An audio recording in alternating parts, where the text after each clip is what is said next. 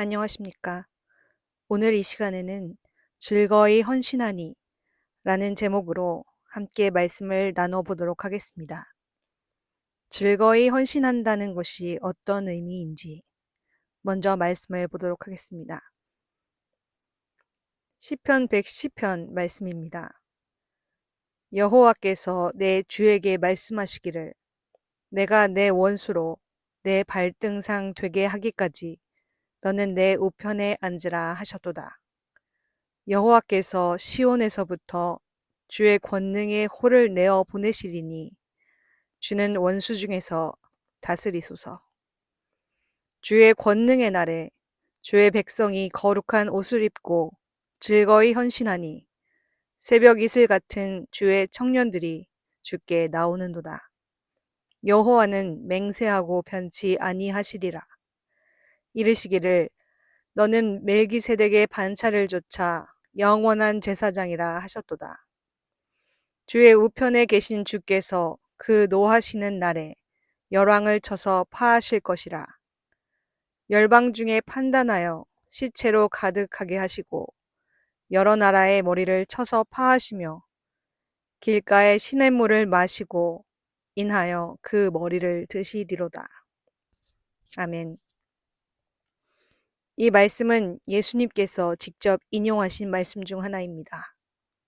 여호와께서 내 주에게 말씀하시기를 이라고 해서 여호와 하나님과 주님을 구분하여 말씀하고 있습니다. 여기서 다윗이 내 주라고 칭하신 분이 바로 예수 그리스도이십니다. 하나님이 말씀하셨습니다. 내가 내 원수로 내 발등상 되게 하기까지 너는 내 우편에 앉으라. 여기서 내 원수는 바로 창세기 3장에 나오는 뱀과 뱀의 후손, 곧 사단과 적그리스도를 말합니다. 예수님이 사단과 적그리스도를 발로 밟을 때까지 예수님은 하나님 우편에 앉아 계십니다. 보좌에 앉으신 어린 양으로 계시는 것입니다. 그러나 시온, 곧 하나님의 보좌로부터 주의 권능의 호를 하나님께서 내어 보내시는 날이 옵니다. 그때 예수님이 원수 중에서 다스리시게 됩니다.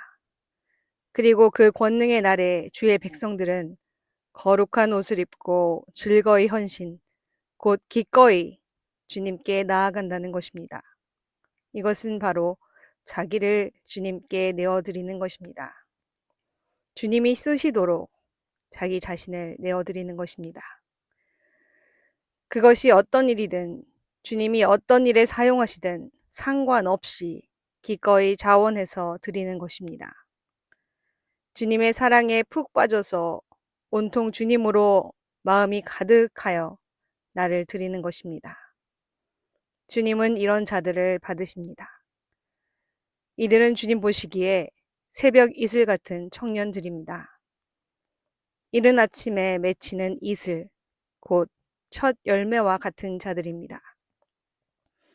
권능의 날에 주님과 함께하며 주님의 뜻대로 주님의 일을 같이 할 자들입니다. 이 자들이 바로 휴거자들입니다. 멜기세덱의 반차를 따라 영원한 대제사장이신 예수님을 따라 왕같은 제사장의 임무를 수행할 자들입니다. 요한계시록 14장 1절로 5절 말씀입니다. 또 내가 보니 보라 어린 양이 시온산에 섰고 그와 함께 14만 4천이 섰는데 그 이마에 어린 양의 이름과 아버지의 이름을 쓴 것이 또다. 내가 하늘에서 나는 소리를 들으니 많은 물소리도 같고 큰 뇌성도 같은데 내게 들리는 소리는 검은 곳 타는 자들의 그 검은 곳 타는 것 같더라. 저희가 보좌와 내 생물과 장로들 앞에서 새 노래를 부르니 땅에서 구속함을 얻은 14만 4천인 밖에는 능히 이 노래를 배울 자가 없더라. 이 사람들은 여자로 더불어 더럽히지 아니하고 정절이 있는 자라. 어린 양이 어디로 인도하든지 따라가는 자며 사람 가운데서 구속을 받아 처음 익은 열매로 하나님과 어린 양에게 속한 자들이니 그 입에 거짓말이 없고 흠이 없는 자들이더라. 아멘. 땅에서 구속함을 얻은 자들로서 새 노래를 배워 부르는 자들, 어린 양이 어디로 인도하든지 따라가는 자들, 처음 익은 열매로 하나님과 어린 양에게 속한 자들입니다. 그 입에는 거짓말이 없고 흠이 없는 자들입니다. 이들의 이 속성이 중요합니다.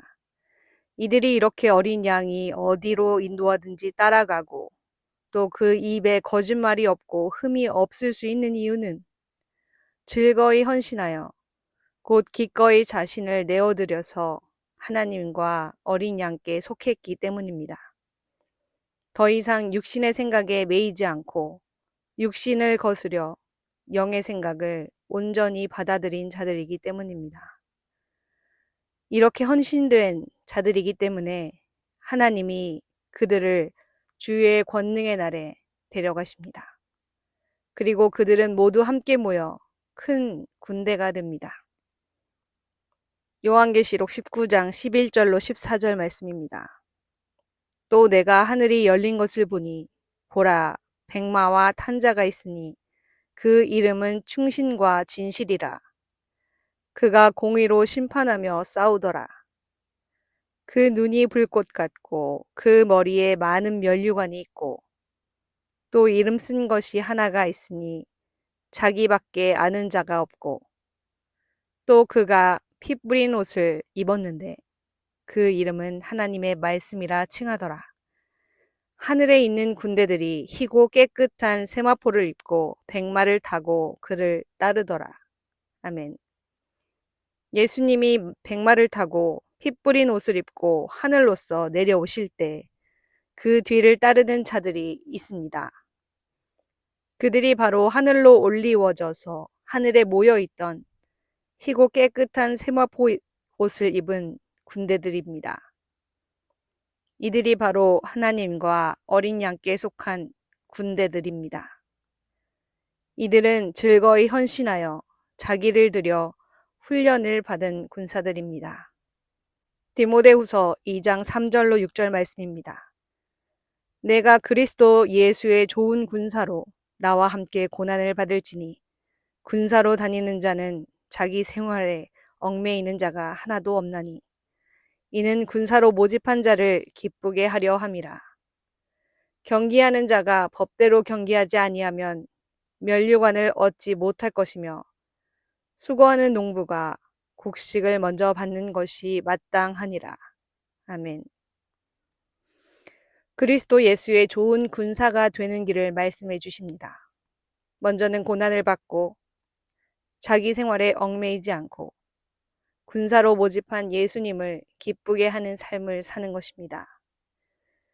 눈에 보이는 교회 일을 열심히 하라는 것이 아닙니다. 매 순간 내 육신의 만족을 위해 살지 않고 하나님이 원하시는 삶을 구체적으로 살아내는 것입니다. 어려운 일이 생길 때는 이 일을 통해 하나님이 말씀하는 것이 무엇인지, 또 좋은 일이 생길 때에도 이 일 가운데 하나님이 원하시는 것이 무엇인지를 항상 민감하게 전심을 다하여 알기 원하고 그 일을 행하는 것입니다. 그 마음으로 충분합니다.